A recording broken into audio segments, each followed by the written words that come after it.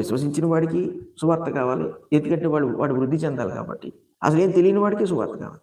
అయితే ఈ సువార్త దేని చుట్టూ తిరగాలంటే సిలువ వేయబడిన క్రీస్తు, దాని చుట్టూ తిరగాలి.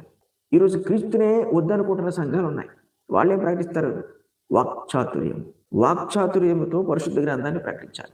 వాక్చాతుర్యం ఎప్పుడు కూడా సంపూర్ణమైన సత్యం ఉండదు.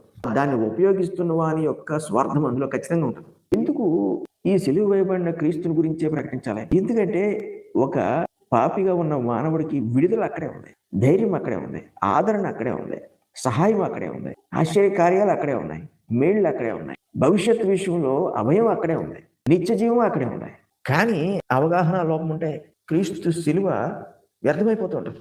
దీనివల్ల వ్యర్థమైపోతారు. నేను అంటున్న మాట కాదు అది. చూసుకుందాలే అనుకున్నారు అనుకోండి, చూసుకోండి. మీరు ఎవరితో పెట్టుకుంటున్నారంటే ఇలాంటి చెత్త పనులు చేస్తూ సువార్త ప్రకటిస్తూ సృష్టికర్తతోటి సింహాసనాసీనుడైన యేసుక్రీస్తు ప్రభుతో పెట్టుకుంటున్నారు. అది ఎంత బాగా సాగుద్దో మీరే చూద్దరు కానీ.